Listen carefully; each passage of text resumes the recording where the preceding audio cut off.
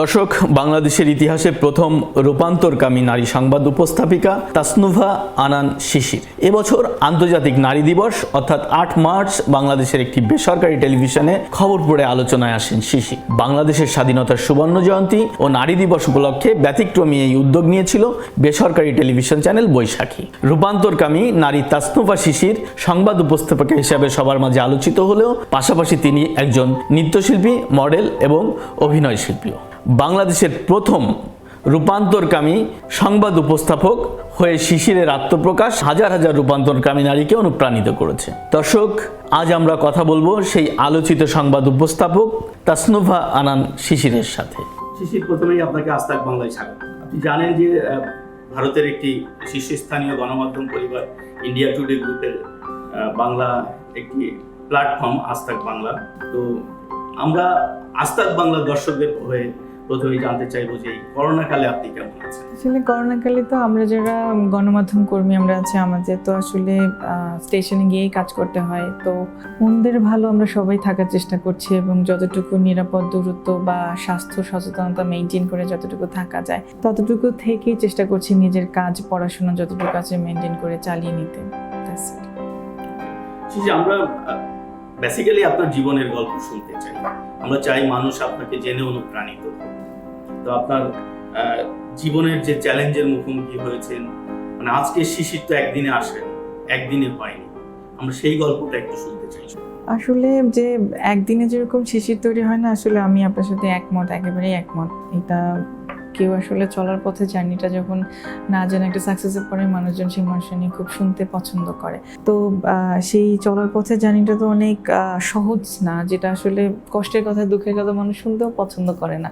তো আমার ওই অ্যাজ ইউজুয়াল মানুষের মতোই কিন্তু বেড়ে ওঠা বা জন্ম, পরিবার, রক্ষণশীল একটা মুসলিম পরিবারের জন্ম, আমার 4 বোনের পরে আমার জন্ম। সো সব কিছু মিলিয়ে আমি মানে সৃষ্টিকর্তার আশীর্বাদ হিসেবেই মানে আমার ফ্যামিলিতে আসা, যেটা বাবার সংসারে আয় উন্নতি সব কিছু মিলিয়ে ভালোই ছিল। কিন্তু আস্তে আস্তে করে যখন আমি একটু একটু করে বড় হচ্ছিলাম সব কিছু কেমন যেন পাল্টাতে শুরু করে। তো আমার অ্যাপিয়ারেন্স, আমার ভয়েস কর্ড মানে ভোকাল কর্ড, যেটা আমার কণ্ঠস্বর বা আমি চলন বলন সব কিছুতেই সমাজ স্বীকৃত যেই ছেলেদের মতো মেয়েদের মতো এই মতের বাইরে যেহেতু আমার চলাফেরা, তো সেখান থেকে আসলে প্রতিবন্ধকতার মূল দুয়ার যেটা শুরু হয়। তো ওই জায়গাটা চলতে থাকে। একটা পর্যায়ে গিয়ে যখন আমি স্কুলে যাই, স্কুলে যাওয়ার পরেও সেম জায়গাটা বাড়তেই থাকে, স্কুল হ্যারাসমেন্ট। স্টুডেন্টস যারা ছিলেন, ক্লাসমেটস আমরা যাদেরকে বলি, তো সবার ভিতরে একটা বুলিংয়ের টেন্ডেন্সি থাকতো। দেখা গেল যেটা যেই স্টুডেন্টটা ক্লাসে সবচেয়ে কম পড়া পারে বা কম আসতো স্কুলে, বা দেখা মানে মোট কথা হচ্ছে কি, যার কোনো ধরনেরই প্রভাব নাই, হয়তো সে তাদের যেটা যদিও এই কথাগুলি বলা উচিত না, যে ফিজিক্যাল বা সোশ্যাল স্ট্যাটাস বা ইকোনমিক্যাল স্ট্যাটাস আমাদের ফ্যামিলি চাইতেও খারাপ, সেও এসে আমাকে ভুল করতেছে অনলি ফর মাই অ্যাটিটিউড, হ্যাঁ আমার আচরণের জন্য। মানে ব্যাপারটা এরকম হয়ে গেছে। তো অনেক ওই জায়গাটা পার করে যখন আমি স্কুল পার করছিলাম, সো আমি তখন প্রথম নাচে ভর্তি হই, আমার বড় আপু আমাকে ভর্তি করে দেয়। সো তখন মেন্টালিটিটা ডাইভার্ট হয়ে যায় যে স্কুলে যাচ্ছি পড়ার জন্য, দ্যাটস ইট, আমার এখানে ফ্রেন্ড থাকলো যা না থাকলো তাই, আমি তো একটা কাজ করছি। মানে ক্রিয়েটিভিটিটা ছেলেবেলা থেকেই আমার একটা টানতো, ভিতর থেকে ভীষণভাবে টানতো। সো ওখান থেকে যখন নাচ শুরু করি, একটু একটু বড় হই, আবার নাচে ভাটা পড়ে, বাবা করতে দেয় না, রক্ষণশীল বাড়ির মানে কেমন যেন যে এরকম করা যাবে না, মানুষ কি বলে, লোকে কি বলবে, সবকিছু মিলে যখন এগুলি কন্টিনিউয়াসলি চলতে থাকে, সো একটা পর্যায়ে আমার নাচটা স্টপ করে দেওয়া হয়। এরকম করে করে আসলে ছেলেবেলা, যদি আমি এটা আগেও কয়েকটা চ্যানেলে বলেছি যে সবাই আমাকে জিজ্ঞেস করে যে which part is so memorable in your early childhood or in your childhood life। মানে ব্যাপারটা হচ্ছে কি, চাইল্ডহুড যে শৈশব, মানুষের যে শৈশবের স্মৃতি, মানে আমার ভালো লাগে না ওই যে যেমন আপনি কোনো একটা জিনিস খুঁজছেন, ছোট্ট একটা জিনিস, অনেক কিছু খুঁজে খুঁজে বের করতে হয়, ব্যাপারটা আমার কাছে সেরকম যে ওই মধুর স্মৃতিটা এতই ছোট্ট, এতই কম, হ্যাঁ আমাকে অনেকগুলি বাজে স্মৃতির মধ্যে দিয়ে আমাকে যেতে হয়। আমি যখন এই বাজে স্মৃতিগুলির মধ্যে দিয়ে যাই, তখন আমার ওই ট্রমাগুলি, মানে ওই ডিপ্রেশনটা আমাকে আরও অ্যাটাক করে, যে এই জায়গাগুলির মধ্যে দিয়ে যাওয়া। সো ওই যে মানে রাস্তাটা তো একটা সাপোর্ট তবে ছিল, যে আপনারা যারা আজকে শুভাকাঙ্ক্ষী, যে কিছু একটা মানে হয়তো হতেও পারে, মানে জাস্ট নিজের লাইফটার সাথে বেঁচে থাকাটা, যে নাচ করছি ঠিক আছে, মানুষজন বলছে আমার তো ভালো লাগে, বা স্কুলে যাচ্ছি লোকজন করতে বলছে, আমার তো দোষ নাই, আমি তো এইভাবেই হাঁটি, ইটস ন্যাচারাল, আমার কাছে ন্যাচারাল মনে হচ্ছে। এখন তার যদি ন্যাচারাল মনে না হয়, তার যদি বাজাতে, সেটা তো তার সমস্যা। এই কথাগুলি কিন্তু তখন বুঝতাম না, কিন্তু তখন মনে হইতো যেন আমি ঠিক আছি, কিন্তু এই কথাটা যে এইভাবে বলা যায় তখন বুঝতাম না। সো এরকম নানান ধরনের চড়াই উতরাই পার করে করে আসলে শৈশব কৈশোর পার করে এখানে। এমন কোন স্মৃতি আছে যা মানুষকে বলা যায় শৈশবে? ভালো না খারাপ? ভালো, নিশ্চয়ই ভালো, আমরা খারাপটা শুনতে চাই। ভালো যদি বলি, সেটা হচ্ছে গিয়ে আমার বাড়িটা হচ্ছে গিয়ে একেবারে নদীর সাথে বাড়ি। মানে বাবা হচ্ছে গিয়ে ছেলেবেলা থেকে দেখে আসছি বাবা দুইটা ব্যবসা করতেন। একটা হচ্ছে গিয়ে আমাদের যেহেতু বাগেরহাটে আমার জন্ম, তো আমাদের ওখানে ঘেরের ব্যবসা হয়, যে সাদা মাছ, চিংড়ি মাছ এটা এক্সপোর্ট হয়, হ্যাঁ। তো ওই ব্যবসাটা করতেন, আর হচ্ছে বাবা ধানের ব্যবসা করতেন। সো যখন ওই বিজনেসটা চলছে তখন হচ্ছে গিয়ে ওই যে বাবা নৌকায় করে ধান আনতো। সো তার জন্য হচ্ছে গিয়ে ওই যে দেখতাম যে বাবা যখনই আসতো, রাস্তা দিয়ে আসতো না, বাবা নৌকায় আসতো, মানে হচ্ছে ওই ধানটা সহ বাবা আসতো। সো সে থেকে আমার নদীর সাথে মানে একটা বিরাট টান। আমার মনে হয় যেন যখন খুব বেশি ডিপ্রেস থাকি, সো ওই নদীর পাড়ে গিয়ে বসতাম, এবং সেখান থেকে যেটা হয়, আমি টুকটাক করে যেটা লেখা, আমার লেখার শুরুটা, তো ওই নদী, আমার বাড়ি, আমার আশেপাশের যতটুকু মানে অ্যাটমসফিয়ারে যা থাকে ওইটুকু নিয়েই বলা চলে যেটা বেড়ে ওঠা পরিবেশ। হাতে গোনা খুব কয়েকটা ফ্রেন্ড ছিল, যেমন আমি যদি স্কুলে মনে করি যে রাজু, টুম্পা, এরকম 2-3টা নাম। তো তারপর দেখা যায় যেটা স্কুল আমি শেষ করে আমি যখন ঢাকায় চলে আসি, তখন আবার তারা গ্রামে রয়ে যায়, আবার রাজু শেষ করে অন্য জায়গায় চলে যায়, কানেকশন অফ হয়ে যায়, এইরকমই আসলে। শিক্ষা জীবনটা, শিশিরের শিক্ষা জীবনটা শিক্ষা জীবন যেটা হচ্ছে, আমি এসএসসি যেটাকে বলে স্কুল শেষ করেছি হচ্ছে আমাদের বাড়ি থেকেই, টিএ ফারুক হাই স্কুল, আমি বিজ্ঞানে পড়েছি। তারপরে ওখানে ভালো কোনো ইনস্টিটিউশন ছিল না বোধহয়, আমার বাবা হচ্ছে গিয়ে চাচুর বাসায় দিয়ে দেয় নারায়ণগঞ্জে, তো যে এখানে হয়তো আমি সিকিউর থাকবো, তো যে জন্য ভালো কলেজে হয়তো থাকবে ঢাকা বা ঢাকার আশেপাশে। তখন আমি সরকারি তুলারাম কলেজে ভর্তি হই, সেখানে আমি ইন্টারমিডিয়েটে ভর্তি হই। কিন্তু ততক্ষণে হচ্ছে গিয়ে বাবার ব্যবসার কিছুটা লস হওয়া শুরু হয়, তারপরে ইকোনমিক্যাল ক্রাইসিসের মানে যতটা ভালো ছিলাম তার চেয়ে একটু ধস যেটা হয়, তারপরে একটা পর্যায়ে গিয়ে আরও একটা মূল কারণ, সেটা হচ্ছে যে আমার অ্যাটিটিউড, এবং ফ্যামিলি থেকে এটা ধরেই নেওয়া হয়েছিল যে আমি হয়তো বা কোনো একটা পর্যায়ে গিয়ে নষ্ট হয়ে যাব, বা মানে হচ্ছে গিয়ে এরকম যে আমাদের সমাজে যেটা হয় আর এক্স্যাক্টলি, মানে আমার পেছনে ইনভেস্টমেন্ট, এটা হবে গিয়ে একটা ব্যাড ইনভেস্টমেন্ট, এবং এটাতে কোনো ফিউচার নেই। সো ব্যাপারটা এরকম একটা মেন্টালিটি আমার ফ্যামিলির, বাবা মার কতটুকু ছিল জানি না, বাট ফ্যামিলির অন্যান্য মানুষদের ছিল। তো যখন এটা চলতেছে, তারপরে এখানে এসে ভর্তি হয় ইন্টারমিডিয়েটে, এখান থেকে গ্র্যাজুয়েশন, এখান থেকে পোস্ট গ্র্যাজুয়েশন। তো গ্র্যাজুয়েশন পোস্ট গ্র্যাজুয়েশন করে সমাজকর্মে, আর এখন বর্তমানে BRAC JPG school of public হেলথে মাস্টার্স অফ পাবলিক হেলথ পড়ছি। মানে শৈশবে যখন ট্রানজেন্ডারের ব্যাপারটা ধরা পড়লো বা অনুভূত হলো, বুঝতে পারছিলেন, তখন পরিবার বা সমাজ থেকে কিরকম? আমি যখন প্রথম বুঝতে পারি যে আমি মনে হয় একটু ডিফারেন্ট, তো সবার কাছে ব্যাপারটা এরকম ছিল যে ও নাচ করে, তো তাই এরকম যে আমাদের দেশে মানে ছেলেরা নাচ করতে গেলেই তো মেয়েদের মতো করে হাঁটে, তাই ও এরকম করে হাঁটছে। মানে আমি আবারও বলছি, সোসাইটি কর্তৃক যে মেয়েদের মতো ছেলেদের মতো, so please don't code me. তো ব্যাপারটা হচ্ছে যে ওই জায়গা থেকে সবার একটা ধারণা বা বদ্ধগত যে ধারণা ছিল যে আমি হয়তো নাচ করি বিধায় আমার জায়গাটা এরকম, বা আমি এরকম করছি, তো ঠিক আছে নাচ বন্ধ করে তো সব ঠিক হয়ে যাবে। বাট আমার ইনার ফিলিংসটা যেটা আমাকে সবসময় বলতো, না আসলে এটা নাচের জন্য হচ্ছে না, এটা আসলে আমার সত্তাটা কি। ফ্যামিলি খুব বাজেভাবে রিয়াক্ট করে, মানে স্বাভাবিক, যেটা হচ্ছে ছেলেবেলায় বোনের শাড়ি পরতাম, তারপরে যেমন আপুরা বড় ছিল, ওদের লিপস্টিক ইউজ করতাম, ওদের অর্নামেন্টস ইউজ করতাম, তো সেটাতে দেখা গেল যে, আর যেহেতু নাচতাম, তো মেকআপের সাথে বা বিভিন্ন ধরনের কস্টিউমের সাথে একটা অ্যাটাচমেন্টের জায়গা ছিল। আর নর্মালি আমরা যেটা রবীন্দ্রনাথের নাচ আমরা যারা করতাম, তো সেটাতে দেখা যায় আমরা ধুতি পরতাম বা শাড়িটাকে ধুতি করেই করতাম। সো সেই ক্ষেত্রে দেখা যেত একটা সময় টলারেন্সেস ছিল, কিন্তু তারপর যখন একটু একটু বড় হলাম, আচরণ পরিবর্তন হচ্ছে না, মানে তাদের মতো করে তাদের যে এক্সপেকটেশন সেটা হচ্ছে না। সো সেখান থেকে খুব বাজেভাবে রিয়াক্ট হয়, এবং তারপরে যেটা হয় ইন্টারমিডিয়েট এসে পুরোপুরি ফ্যামিলি ছাড়তে হয়। এরপরে যুদ্ধটা আসলে ডিফিকাল্ট। তো পড়াশোনা করবার জন্য মানে আমার কখনো মনে হয় নাই। কলেজ বা ইউনিভার্সিটি লাইফে সহপাঠী বা শিক্ষক তাদের কাছ থেকে কি রকম সহযোগিতা বা প্রতিবন্ধকতা কি ছিল সেই জীবনটাতে? প্রতিবন্ধকতায় যাওয়ার আগে আমি যদি সুযোগে যাই, মানে সহযোগিতা যেটা বললেন, সেটা হচ্ছে যে ইউনিভার্সিটিতে যখন প্রথম আসি, সেটা ফার্স্ট ইয়ার স্টুডেন্ট, মফস্বল থেকে আসা আমি একটা মানুষ, সহজে আমাকে অ্যাকসেপ্ট করছিল না। কারণ শহরে তো গ্রামের মানুষজনকে আমরা খুব সহজে জায়গা দিই না বা অ্যাকসেপ্ট করি না, আমাদের শহরের মানুষের একটা আলাদা সুপিরিয়রিটি থাকে। তো আমিও সেই সুপিরিয়রিটিরই শিকার হচ্ছিলাম। তো তখন যেটা হচ্ছে, আমি যখন ভালো করছিলাম, তো আমাদের ওখানে একজন টিচার ছিলেন, উনি খুবই ক্যাচ করলেন আমাকে, হারুন স্যার, ভদ্রলোক, জাস্ট কিছুদিন আগে রিসেন্ট একটা প্রমোশন পেলেন, উনি শিক্ষা বোর্ডে জয়েন করছেন। তো স্যার যেটা করলেন সেটা হচ্ছে যে আমাকে খুব কাছ থেকে উনি মনিটরিং করলেন। হ্যাঁ, ফার্স্ট ইয়ারে আমি ফার্স্ট ক্লাস পেলাম, সেটা টোটালি স্যারের তত্ত্বাবধানে নেই। সেকেন্ড ইয়ারও সেম। কিন্তু এর মাঝখানে যেটা হতো, বন্ধু নাই আমার, কারোর সাথে কথা বলতাম না, সবাই অন্যভাবে দেখতো। কিন্তু ব্যাপারটা হচ্ছে, যখন আমি ক্লাসের ফার্স্ট স্টুডেন্ট, আমার উপরে কেউ নাই, সো তখন দেখা গেল যেটা, আচ্ছা ওর সাথে তো কথা বলতেই হয়, ওর নোটটা লাগবে, বা ওর সাথে তো মিশতেই হবে, কারণ ও ক্লাস মিস করে না। ব্যাপারটা এরকম। ওই জায়গাটাতে যখন আসলাম, তখন দেখা গেল যেটা ওই প্রয়োজনের জন্য কথা বলা, যেটা বা প্রয়োজনের জন্য মেশা, ইনস্টিড অফ আমার একটা মাত্র ফ্রেন্ড ছিল শ্রাবণ, ওর সাথে মোটামুটি শেয়ারিংয়ের জায়গাটা ছিল।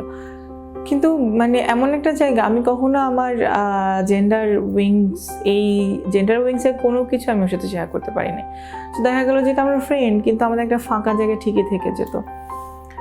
এইটা নিয়েই বড় হওয়া। আর সবচেয়ে বড় চ্যালেঞ্জ যেটা ছিল, সেটা হচ্ছে যে আমার পড়াশোনা টোটালি আমাকে ফোকাস করতে হচ্ছে বাই লাইভলিহুড সাপোর্ট, যেমন কাবিখা যেটা আমরা বলি, কাজের বিনিময়ে খাদ্য।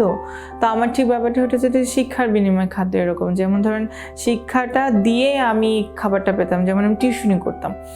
তো দেখা গেলো যেটা এক মাস একটা বাসায় পড়াচ্ছি, পরের মাসে কমপ্লেইন করছে যে for my attitude, from my body approach, I am not okay to continue with this. So দেখা গেলো যেটা এরকম করতে করতে মানে একটা মাস পড়াচ্ছি, আর এক মাস পড়াতে পারছি না। মানে আমার সাথে ফ্রেন্ডরা যারা, ওরা লেজার কীভাবে কাটাবে, ওদের ভ্যাকেশন আসলে ওরা কীভাবে কী কাটাবে, বা ওদের টিফিন ওরা কী খাবে, সেখানে গিয়ে কিন্তু আমাকে চিন্তা করতে হতো যে আমার মাস শেষে বাসা ভাড়া আমি কীভাবে দিব, এবং আমি আসলে বেসিক যে খাবার, মানে খাবারটা আমার কীভাবে আসবে। সো এই স্ট্রাগলটা মানে আমার লাইফে আমি যদি না ভোলার মতো পেইন, আসলে এই পেইনটা আসলে আমি কোনোদিন ভুলতে পারবো না। যে কিন্তু তারপরে আমি কখনো পড়াশোনা ছাড়ি নাই।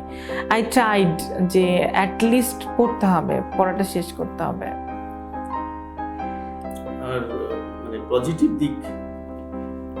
পজিটিভ যদি বলি, সেটা হচ্ছে যে ক্লাসমেটদের একটা বুলিং হ্যারাসমেন্ট তো সবসময় ছিল, কিন্তু ক্লাসমেটরা যেটা হতো যে পেছনে কথা বলতো, কিন্তু সামনে কথা বলার সাহস পেতো না। এটা পজিটিভ দিক না আমার স্ট্যাটাসের জন্য আমি জানি না, বাট আমার সামনে কখনোই কেউ কিছু বলতে পারতো না।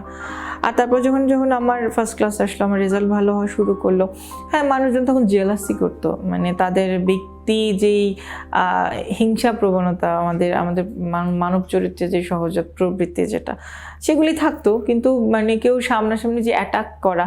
কিন্তু একটা পর্যায়ে যখন মাস্টার্সে আসি, তখন আসলে আমি রেগুলার ক্লাস করতে পারতাম, তখন আমার চুল বড় হয়ে যায়, আমার শরীরের পরিবর্তনগুলি শুরু হয়। তো তখন আসলে আর মানে রেগুলার ক্লাস করা সম্ভব হয় না। একটা বাজে ঘটনা যেটা হচ্ছে যে আমাদের ডিপার্টমেন্টের টিচাররা খুবই মানে, কারণ স্যারের ট্রান্সফার হয়ে যায়, আর একটা ডিপার্টমেন্টের নিচে একজন শিক্ষক থাকে না, অনেক শিক্ষকরা থাকেন। তো সেখানে টিচাররা ওয়াজ নট সেন্সিটাইজ, মানে টোটালি আমি যেটা বলবো যে ওনারা যে ব্যবহারগুলি করেছে, আমি বলবো ওনাদেরও সন্তান আছে, কোনো টিচার যেন ওনাদের সন্তানের সাথেও সেগুলি কোনোদিনও না করে। এটা হইতে পারে তারা জানতেন না, বা তারা জানতে চাইতেন না, দুইটাই হতে পারে। তো তারা সেন্সিটাইজ ছিলেন না, দিস ইজ ট্রু, যার জন্য আমাকে অনেক ভুগতেও হয়েছে। আমাকে মাস্টার্সে ক্লাস করি না কেন, তার জন্য চার্জ করা হয়েছে, কিন্তু কেন করি না সেটা কখনো জানতে চাওয়া হয় না। যে এই স্টুডেন্টটা, হ্যাঁ, আমি কিন্তু ঢাকা ইউনিভার্সিটিতে সান্ধ্যকালীন যে মাস্টার্স আমাদের অনেক ফ্রেন্ডরা কিন্তু করছে, এবং আমাকে যখন ডিপার্টমেন্ট থেকে বলা হলো তুমি কিন্তু এটা করবা না, তুমি আমাদের ডিপার্টমেন্টের ফার্স্ট স্টুডেন্ট, তুমি এটা করছো সেটা করছো, that's mean for their pride তারা কিন্তু আমাকে ট্রান্সফার সার্টিফিকেটটা দিলেন না, আমি অ্যাডমিশনে যাই। তারা যখন আমাকে এমফাসাইজ করলেন, আমি কিন্তু মাস্টার্সটা সেই ইউনিভার্সিটি মানে সেই কলেজেই করতে গেলাম, কিন্তু তারা আমাকে কিন্তু সেই অ্যাকনলেজটা করলো না। তো তো যখন স্যার ট্রান্সফার হয়ে চলে গেলেন, এখানে নতুন টিচাররা আসলেন, তো নতুন টিচাররা কিন্তু আমার ব্যাকগ্রাউন্ড তো তারা আমাকে জানে, আমার মেরিট লিস্টটা তো তারা জানে। তারপর হঠাৎ করে আমি কেন ইরেগুলার হয়ে গেলাম, কেউ না জানতে চাইলো না, ব্যাপারটা এরকম। কিন্তু তারপর যখন আমার যে সাকসেস স্টোরিটা যখন আসলো, তারপর কিন্তু সেই টিচাররাই আবার আমাকে কনগ্রাচুলেট করছে, তারা ক্রেডিট নিচ্ছে। সেটাই বলতে চাচ্ছিলাম যে হ্যাঁ। এক শিশির তো শিক্ষা জীবন শৈশব এক্স্যাক্টলি শিশির ছিল, এখন শিশির ভালো নাচ করে, ভালো অভিনয় করে, খবর পড়ছে এবং সেটাও ভালো করছে, এখন তাদের রেসপন্সটা কেমন? ওইটাই বলছিলাম যে সেটা হচ্ছে গিয়ে তখন তারা আবার মানুষকে বলছে যে ও আমার স্টুডেন্ট ছিল। সো এই হিপোক্রেসিটা একজন শিক্ষক হিসেবে তার কতটুকু উচিত, নৈতিকতার মানদণ্ডে যারা অডিয়েন্স আছে তারা মাপবেন। মানে আমার এই হিপোক্রেসিগুলি খুব খারাপ লাগে। বাট যেটা সবচেয়ে বেশি খুশি হচ্ছিল আমার হারুন স্যার, যখন স্যার আমাকে ফোন করলো প্রথমবার যে তাসনুভা এটা কি তুমি শিশির? হ্যাঁ স্যার। যে তুমি বিশ্বাস করবে না, ব্যাপারটা কিরকম যে একটা পরিবর্তন ধারণ করা আর একটা পরিবর্তনকে সাপোর্ট দেওয়া, দুটো কিন্তু দুই জিনিস। এবং স্যার সেদিন আমাকে বললেন যে আমি তোমার ভাবিকে এখন পর্যন্ত কিছু জানাইতে পারি নাই, তোমার ভাবি কিভাবে নিবে ব্যাপারটা। তো আমার না এই জিনিসটা এত পছন্দ হলো ব্যাপারে যে ভদ্রলোক আমাকে 2টা বছর সাপোর্ট দিলেন যাতে করে আমার গ্রোথে কোনো ধরনের প্রবলেম না হয়। আবার সে এটাও চিন্তা করলেন যে আশেপাশের মানুষ কীভাবে, যেমন অন্যান্য ডিপার্টমেন্টে যখন আরও 5টা টিচাররা থাকে তখন কিন্তু তাদের জেলাসি তৈরি হয়ে যায়, ওরে নিয়ে কেন তুমি এত সাপোর্ট দিচ্ছ, রাইট? যেখানে আমার কোনো অ্যাকসেপ্টেন্সই নাই সেখানে স্যার আমাকে আগানোর জন্য চেষ্টা করছেন। এবং ট্রুলি আমার গ্র্যাজুয়েশনে ফার্স্ট ক্লাস আসলোই শুধুমাত্র স্যারের জন্য। তো যখন আমি এরকম ফোন কলগুলি পাই, আমাদের আরেকজন ডিপার্টমেন্টের স্যার আছে জাহাঙ্গীর স্যার, ওনারও ট্রান্সফার হয়ে যায়, মানে আশীর্বাদগুলি আমার জীবন থেকে মানে বিদায় না শুরু করে। এক্স্যাক্টলি। তো তারপর যখন স্যাররা কনগ্রাচুলেট করা শুরু করলো এবং তারা যখন মন থেকে দোয়া করলো, আসলে এটা অনেক বড় প্রাপ্তি। আর সবচেয়ে বড় পাওয়া যেটা হচ্ছে, মনে করেন যে একেবারে আমি মানুষটাকে চিনি না, কোনোদিন দেখি নাই, আপনার সাথে আমার কাজের একটা পরিচয় আছে, আপনি আমাকে দীর্ঘদিন ধরে চিনেন, আপনি আমাকে কনগ্রাচুলেট করছেন, সেটা অন্য কথা। কিন্তু একটা মানুষকে আমি কোনোদিন চিনি নাই, সেই মানুষটা যখন আমার সামনে মানে একটা গ্র্যাটিটিউড এবং ফ্রম দ্য ডিপ অফ একেবারে হৃদয়ের যেই অন্তরের যে অন্তঃস্থল, আমরা যে চিঠির ভাষায় বলি, একেবারেই সেই মানে টাচটা, এবং ওই ভালোবাসার কোনো স্বার্থ নাই। সো আমি মানুষের কাছ থেকে এই ভালোবাসাটুকু পেয়েছি এবং আমি মনে করি আমি অনেক অনেক অনেক লাকি, যেটা অনেকেই পায় না। এই যে ধরুন আমাদের সমাজে, আমরা যে সমাজে বাস করছি, যে রূপান্তরকামী যারা আছে তাদের জন্য বাসা, আবাসন, বাজারঘাট মানে ভালোভাবে বেঁচে থাকার জন্য একটা প্রতিবন্ধকতা। তো সেটা তো একসময় জীবনে আপনি বললেন যে সেই ব্যাপারটা ছিল, এখন মানুষ কিভাবে দেখছে, সাধারণ মানুষের কথা বলছে? দেখুন, যারা হঠাৎ করে মনে করতে পারে না যে ও তাসনুভা, যেমন পরিচিতির জায়গাটা যখন যারা আমাকে চেনে তারা আমাকে কিন্তু ওই জায়গা থেকেই চেনে যে তাসনুভা, হ্যাঁ। কিন্তু যে মানুষটা আমাকে চেনে না, মানে বাংলাদেশে তো 18 কোটি মানুষ আমাকে চিনবে না, স্বাভাবিক না? তো যে মানুষ আমাকে চেনে না, তো এখন হয়তো পাবলিক প্লেসে খুবই কম যাওয়া হয়, কিন্তু একটা সময় যখন আমি পাবলিক প্লেসেই থাকতাম সেখান থেকে কিন্তু মানুষের ওই নেগলেসি, মানুষের ওই দৃষ্টিভঙ্গি কিন্তু পাল্টায় নাই, হ্যাঁ। এখন দেখা যাচ্ছে যেটা আমি মানি কিন্তু পুরো বাংলাদেশ না, আমি মানি পুরো তাসনুভা কমিউনিটি না। কারণ হচ্ছে কি, আমাদের কমিউনিটির প্রত্যেকটা মানুষ আলাদা, যেমন প্রত্যেকটা পুরুষ মানুষ আলাদা, ঠিক সেরকম প্রত্যেকটা তাসনুভার আলাদা। তো সেখান থেকে যদি বলি, যেটা হচ্ছে গিয়ে আমাদের সোসাইটিস এখন পর্যন্ত ট্রান্স স্টিগমা আছে, ট্রান্সফোবিয়া আছে, এবং যার দরুনে মনে করেন আমার মতো তাসনুভারা যারা কাজ করতে চায় তারা আসলে সুযোগ পায় না, বা তারা ওই সাহসটাও পায় না।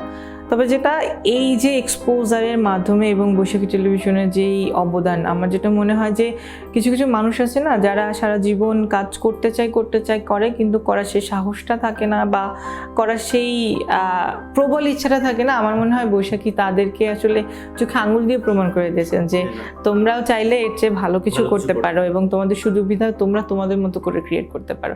বৈশাখীর এই সুযোগটুকু ছিল, বৈশাখীর এই প্ল্যাটফর্মটুকু হাতে ছিল, তারা এইটুকু করেছে। এখন মানে অন্যান্য সেক্টরে যার যে সুবিধা আছে তারা কিন্তু সেখানে করতে পারে। রূপান্তরকামী মানুষেরা এখনো সমাজে অবহেলিত, এটা তো আমাদের জায়গা থেকে আমরা দেখছি, বা আপনি তো নিজে থেকে অভিজ্ঞতা থেকে দেখেছেন। তাদের জন্য কি চিন্তা বা কি করছেন এই মুহূর্তে? আসলে এই মুহূর্তে খুব বেশি যে অ্যাক্টিভ কাজ করতে পারছি সেরকম না, যেহেতু করোনা, এক করোনা, দ্বিতীয়ত আমি একটা মাস্টার্স করছি এবং প্রফেশনাল মাস্টার্স, একেবারেই অফিসের মতো 5 দিন ক্লাস করতে হয়, কোনো দিন সপ্তাহে 6 দিনও থাকে, প্রচুর হোমওয়ার্ক। তো তার মধ্যেও যেটা হচ্ছে যে আমার ছোট একটা প্ল্যাটফর্ম আছে, সেটা হচ্ছে Shri voice of sexual minority. Specially I am focused on young trans people, যারা আসলে একেবারেই ইয়াং, যাদের ট্যালেন্ট আছে কিন্তু যেটা আমি আমার জীবন থেকে বুঝেছি মিসগাইডেড হয়ে আমরা খুব বেশি, হ্যাঁ, মিসগাইডেড হয়ে আমরা কী করি, হয় আমরা ডিপ্রেসড হয়ে যাই, না হয় আমরা জীবন থেকে মুখ ফিরিয়ে নেই। হ্যাঁ, ডিপ্রেসড হয়ে গেলে তো এমনিতেই ক্রিয়েটিভিটি আস্তে আস্তে নষ্ট হয়ে যায়, তখন মাকাল ফলের মতো বেঁচে থাকা যেটা, আর না হয় দিগ্ভ্রষ্ট হয়ে গেলে তো নানান ধরনের পথ রয়েছে, সেটা আমরাও জানি। তো মূলত ওই ইয়াং পিপলদেরকে টার্গেট করে আমরা কাজ করার চেষ্টা করছি, তাদের ক্যাপাসিটি বিল্ডিং স্পেশালি। এবং আমাদের একটা প্ল্যাটফর্ম আছে, ইকুয়াল প্ল্যাটফর্ম, যেখানে আসলে আমরা এরকম কয়েকটা ইয়াং মানুষ একত্রিত হয়ে তাদের আসলে যোগ্যতা এবং দক্ষতা বৃদ্ধির জন্য কাজ করছে, এবং তাদেরকে কিভাবে মেইনস্ট্রিম সোসাইটির সাথে আসলে কিভাবে অ্যাকোমোডেট করে কাজটা করা যায় মূলত। কারণ মানুষের অর্থনৈতিক স্বাবলম্বী করতে পারি তাহলে কিন্তু উন্নতিটা সম্ভব। কারণ আপনার সোশ্যাল এক্সপোজার আছে কিন্তু আপনার ইকোনমিক্যাল সাস্টেনেবিলিটি নাই, তাহলে কিন্তু আপনি বেঁচে থাকতে পারবেন না, সোজা কথা। তো সেখানে মূলত কাজ করার চেষ্টা করছি, এবং আমি এবং আমার অর্গানাইজেশন প্লাস আমার যারা বন্ধুরা রয়েছে, আমরা মূলত ওখানেই ফোকাস করে চেষ্টা করছি কিছু একটা করবার জন্য। রূপান্তরকামী যারা সমাজে এখন পিছিয়ে পড়েছে বা তাদের নিয়ে একটা ধোঁয়াশা আছে মানুষের, যে আসলে কি বিষয়টা কি, মানে ট্রান্সজেন্ডার বিষয়টা আসলে কি, যদি সংক্ষেপে একটু বলতেন। দেখুন, আমাদের সোসাইটিতে যেই ধোঁয়াশা, সেটা আমি যেটা বলবো সেটা মানুষের না জানা এবং অজ্ঞতারই ফল। কারণ হচ্ছে গিয়ে আমাদের পাঠ্যপুস্তকে নর্মালি যেটা আমরা পড়ি, বিসিএস ক্যাডার হওয়ার জন্য পড়ি টোটালি, বা আমরা একটা ভালো চাকরি পাওয়ার জন্য পড়ি, এবং আমরা পরীক্ষা পাশের জন্য পড়ি, সহজ হিসাব। সেখানে গিয়ে আমাদের অন্য একটা মানুষের ভিন্ন একটা ওরিয়েন্টেশনের মানুষকে চেনা বা জানা, জেন্ডার, সেক্স, সেক্সুয়ালিটি, এগুলি তো মানে পড়ানো হয় না বললেই চলে। তো যার দরুনে না আসলে আমাদের এই যে জেন্ডারের যে আসপেক্টটা, আমরা যেটা মনে করি পৃথিবীতে পুরুষ এবং নারী এই মানুষজন আছে, কিন্তু অনেক ধরনের মানুষ আছেন যাদের আসলে জন্ম জটিলতা থাকে, তাদের ভ্রূণগত যে ভ্রূণের যেই সঠিক বিকাশ, যৌনাঙ্গের যে সঠিক বিকাশ, সেটা হয় না। সেটা না হওয়ার ফলে এক ধরনের অবস্থা তৈরি হয়। আমি এটাকে মোটেও সমস্যা বলতে চাই না, কারণ এটা এক ধরনের অবস্থা। কারণ সমস্যাটা কি, সমস্যা থেকে নিশ্চয়ই সমাধানের পথ আছে, এবং একটা মানুষ তো নিশ্চয়ই সমস্যা হতে পারে না, তাই না? তো যেটা হচ্ছে গিয়ে, এবং এটা খুবই চিরন্তন, শাশ্বত, এবং হচ্ছে গিয়ে আদি যুগ থেকে চলে আসছে, তাই না? তো যেহেতু একটা সাধারণ ন্যাচারাল প্রসেস, সেটাকে আসলে মানুষের খুব বেশি জানা উচিত। এবং আমাদের সোসাইটিতে না জানি বলেই আমরা খুব আত্মকেন্দ্রিক জীবনযাপন করি। আমরা আসলে পাশের মানুষটার প্রতি এতটুকু সহানুভূতি বা সমানুভূতি প্রকাশ করি না, যতটুকু করলে মানুষের পথটা চলার জন্য সহজ হয়। তো এই যে না জানা, এই যে আত্মকেন্দ্রিক চিন্তাভাবনা, এই যে শ্লেষ মানে থাকে না আসলে নিজেদের মাঝখানে যে সহজাত মানব প্রকৃতি, তো যার দরুনে কী হচ্ছে, আমাদের কমিউনিটি সম্পর্কে একটা না জানা তৈরি হচ্ছে, এবং এটা যে অন্যান্য স্বাভাবিক মানুষদের মতোই জেন্ডারের একটা পার্ট। এবং ট্রান্সফরমেশন ইস্যুটা, যারা ট্রান্সসেক্সুয়ালিটিতে যাচ্ছে তারা মেডিকেল প্রসেস হয়ে যাচ্ছে। সো এটা তো হরমোনাল বিষয়, মেডিকেলের বিষয়, এবং যেখানে একেবারে মেডিকেল সায়েন্স কন্টিনিউ ফলো করে এবং চিকিৎসা হচ্ছে বিজ্ঞানসম্মত পদ্ধতিতে, চিকিৎসা বিজ্ঞানের সহায়তায় মানুষজন করছেন। এবং ব্যাপারটা এরকম, আমার কাছে যেটা মনে হয় সেটা হচ্ছে যে মানুষ তার জীবনের প্রয়োজনেই জীবনে বেঁচে থাকে, এবং যার জীবনের সিদ্ধান্ত সেটা তার জীবনেই সে নেয়, এবং সেই জীবনের সিদ্ধান্ত নেওয়ার একান্ত ব্যক্তিগত অধিকার তারই। এখন আপনি কি করতে পারেন, আপনি আমার পাশের মানুষটা হয়ে আপনি আমাকে সেই জীবনে যদি এগিয়ে দিতে পারেন তাহলে আপনি এগিয়ে দিতে পারেন, কিন্তু আপনি আমার পথে বাধা তৈরি করতে পারেন না। ব্যাপারটি এরকম। সো এই ধোঁয়াশা, এই জানাশোনাটা হলে আমার মনে হয় মানুষ এই চিরন্তন স্বাভাবিক প্রক্রিয়াটা বা স্বাভাবিক জীবন প্রণালীটাকে মেনে নিতে, মানে আমার মনে হয় যেটা মেনে নিতে পারবে। আমরা সংবাদ উপস্থাপিকা শিশিরকে চিনি বা আলোচনায় যে কারণে আপনি এসেছেন, কিন্তু আপনার অন্য দুটি প্রতিভা মানে এর চেয়ে কোনো অংশে কম নেই, সেটা যদিও মানুষের মাঝে এখনো আলোচনায় আসেনি, যেমন অভিনয় এবং আপনি একজন ভালো মডেল। এই দুটো জিনিস, তো এ নিয়ে আপনার কি পরিকল্পনা আছে? আসলে যেটা হচ্ছে, আমার নিউজে যে পারফরমেন্সটা আমরা করি, লাইভ পারফরমেন্স, উচ্চারণের জায়গা থাকে, এক্সপ্রেশনের জায়গা থাকে, পজিংয়ের জায়গা থাকে, সেগুলি সব কিছু কিন্তু আমার থিয়েটার থেকেই আসা। এবং আমি যদি শুরু থেকে থিয়েটারটা না করতাম, আমি সেই 2007 সাল থেকে আমি থিয়েটার করি। শুরু থেকে যদি আমি থিয়েটারটা না করতাম আমার মনে হয় না আমি পারফরমেন্সটা এত ভালো করতে পারতাম। সো অভিনয়ে যদি বলেন যে পরিকল্পনা কি, বৈশাখী যেরকম আমাকে সুযোগ দিয়েছে, সো অভিনয় তো আমার সেই সুযোগটাও লাগবে।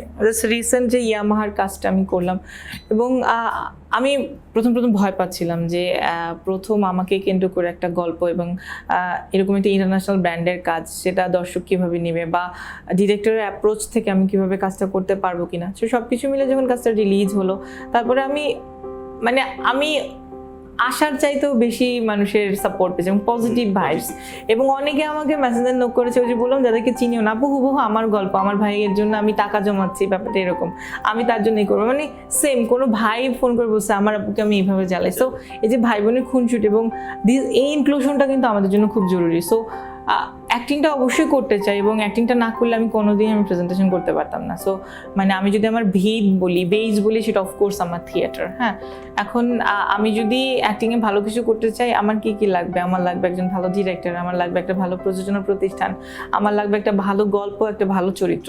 তা এখন এগুলি যদি আমাকে না দেয়া হয়, তাহলে তো আমার প্রমাণ করার কোনো জায়গা থাকবে না। So am searching those opportunities. হয়তো সময়ের সাথে সাথে সেই জায়গাগুলিতেও মানে হয়তো পারবো আমার দক্ষতার জায়গাটা প্রমাণ করতে। আমাদের শিশির ভালো নাচ করে, নৃত্যশিল্পীও, তা নিয়ে কি বলবো? শুরু থেকে হচ্ছে গিয়ে আমার জার্নিটা যেহেতু নাচ নেই, আমি যেটা একটা ডান্স ড্রামা প্ল্যান করছি বেসড অন জেন্ডার ডিসোফেরিয়া থাকে মানুষের অনেক ধরনের, তো ওই পার্টটা বোঝানোর জন্য, এবং সেটা টোটালি একটা ডান্সের মাধ্যমে মানুষকে বোঝানো। কারণ আমার জীবনে আমার একটাই জায়গা ছিল, যেটা আমাদের স্ত্রী, আমার সংগঠন, আমি ওটা ওইভাবেই তৈরি করেছি, যেখানে হচ্ছে গিয়ে পারফরমেন্সের মাধ্যমেই আমি মানুষকে বিনোদনের ব্যবস্থা করবো, পারফরমেন্সের মাধ্যমে মানুষ বেঁচে থাকবে। কারণ আমি একটা জিনিস বুঝি, সেটা আমি পারফরমেন্সটাই বুঝি, আমি আর কিছু বুঝি না, বা আমার আর কিছু মনে হয় না যে আমি পারফরমেন্স ছাড়লে আমি অন্য কিছু করতে পারবো। সো এই পারফরমেন্সটার মাধ্যমে সমাজের কোন পরিবর্তনে অংশীদার হওয়া যায়। সো নাচটা নিয়ে ওরকমই প্ল্যান, একটা প্রপার ডান্স ড্রামা, এবং যেটা জীবনের কথাই বলবে। সো করোনার জন্য অনেকটা পিছিয়ে গেছি, আমাদের ওরকম একটা প্ল্যান ছিল, মানে কাজ করছিলাম। সো এই করোনা ঠিক হলে পরে, কারণ যেহেতু স্টেজ পারফরমেন্স এবং লাইভ পারফরমেন্স হিউজ রিহার্সাল দরকার, এবং ওইরকম করেই আগাচ্ছিলাম, টিমের সাথেও কথা হচ্ছিল। So hope for the best, জানি না কি হবে। ইনশাআল্লাহ। এই যে খবর পড়া, নাচ, অভিনয়, এর বাইরের ভবিষ্যৎ কি পরিকল্পনা? আপাতত মাস্টার্সটাই শেষ করতে চাই, ভবিষ্যৎ বলতে এইটুকুই। আর আমি না, আমার যেটা মনে হয় যে সারা জীবনে আমি পারফরমেন্সটাই করতে চাই। হ্যাঁ, পারফরমেন্সটা করতে চাই, নিউজটা আমি পড়তে চাই, আমি নিউজটা খুব এনজয় করি, কারণ live performance, I am interacting with my audience, এই জিনিসটা খুব ভালো লাগে। তো সেখান থেকে ফিউচার আমি না কোনোদিন কোনো কিছু হতে চাই নাই, ট্রুলি যেটা সত্যি ভাইয়া। জানেন যে সবাই আমাকে এই প্রশ্নটা করে, স্টারডমের বিষয়টা, স্টার এখন তুমি, তোমার ব্যাপারটা কেমন লাগছে? আমি কখনো ফিলও করি না যে আমি এরকম কিছু, বা আমার যেটা মনে হয় যে আমি সেই শিশিরে রয়েছি। দেখুন, আমি সেই ভোর 5টায় ঘুম থেকে উঠি, আমি ঠিক সেই দৌড়ে নিউজ পড়ি, নিউজটা পড়ে দৌড় দিয়ে গিয়ে আমি ক্লাস করি, ক্লাস শেষ করে গিয়ে যদি কারোর সাথে কোনো একটা ইন্টারভিউ থাকে সেটা করি, বা আবার যদি কারোর সাথে কোনো শুটিংয়ের ডেট থাকে তার সাথে কথা বলি, বা কমিউনিটির জন্য কারো কি আছে, আমি কিন্তু কাজের মধ্যেই আছি, কাজটাই করি। কিন্তু আমার কখনো মনে হয় না যে আমার এটা হওয়া উচিত, এটা হতে চাই, ট্রুলি যেটা। আমার এরকম কোনো প্ল্যান নাই যে টোটালি না, আমি কোনো কিছু হতে চাই না, বাট আমি কাজটাই করতে চাই। That's it. তো একটু বললেন যে পরিবার, চাচার কাছে থেকে পড়েছেন, পরিবারের সঙ্গে সম্পর্কটা কেমন, কারা আছেন? এখন বাবা মা সবাই আছে, ভাই বোন সবাই আছে, কিন্তু যোগাযোগটা আসলে নেই। তো আমার শুধু মায়ের সাথেই কথা হয়, মায়ের সাথেই যোগাযোগ যতটুকু যা থাকে। এছাড়া মানে ওই যে আসলে কি জানেন, সম্পর্কের একটা তার থাকে, তো ওই যে বিনা তারের কানেকশন, তো ওই তারটা যখন ছুটে যায় না, তখন ওই যে সময়ের সাথে সাথে কিন্তু আমাদের অনুভূতি ভোঁতা হয়ে যায় না, তো ওই কানেকশনটা আসলে হয় না। আর ওই আপনি আপনার ওই শূন্যতার জায়গাটা না, মানে ওটা আপনিই ফিল করবেন ট্রুলি। এবং আপনি যত জাঁকজমক লাইফ লিড করেন না কেন, তো ওই লাইটের মাঝখানেও দেখবেন নিচের তলায় একটা অন্ধকার থাকে। সো ওইটা যার একান্তই পার্সোনাল। এবং ওই যে বললাম না, যে টিচাররা আমাকে সবচেয়ে বেশি হ্যারাস করেছে, আমার মাস্টার্সে মার্কস কম দিচ্ছে, তারাই আবার ক্রেডিট নিচ্ছে। এক্স্যাক্টলি। সো ব্যাপারটা এরকমেরই হয়। হ্যাঁ, ওই পরিবারের মা ছাড়া না আসলে আর সন্তানের জন্য বা ফ্যামিলি বলতে আর কিছু হয় না, মাই শুধু থাকে। কষ্ট আছে নিশ্চয়ই। হ্যাঁ, কষ্ট পাই, তারপর আবার ভুলেও যাই, তারপর মাফ করে দেই সবাইকে, আবার নতুন করে হাঁটি। শিশির, অনেক কথা হলো, হাসতাক বাংলাকে আপনি অনেক সময় দিলেন, আপনাকে ধন্যবাদ। ভালো থাকবেন। আপনাদেরকে অনেক ধন্যবাদ আমাকে আসলে ডাকবার জন্য, এরকম একটা প্রোগ্রামে আমাকে ডেকেছেন। আপনাদের অডিয়েন্সদেরকে ধন্যবাদ, আপনাদেরকেও ধন্যবাদ। অশোক, আমাদের সঙ্গে ছিলেন বাংলাদেশের ইতিহাস রচনাকারী, প্রথম রূপান্তরকামী নারী সংবাদ উপস্থাপিকা তাসনুভা আনান শিশির। তিনি জানালেন কিভাবে একটা প্রতিকূল পরিস্থিতিতে একজন রূপান্তরকামী নারী সফল হয়ে ওঠে, তার ইতিহাস। সামনে কথা হবে আরো কোনো সেলিব্রিটিকে নিয়ে। সে পর্যন্ত আজ তাক বাংলার সঙ্গেই থাকুন। করোনাকালে ঘরে থাকুন, সুস্থ থাকুন, নিরাপদে থাকুন। আজ তাক বাংলা, জানুন সব খবর সবার আগে। সাবস্ক্রাইব করুন আজ তাক বাংলা, বেল আইকন প্রেস করতে ভুলবেন না।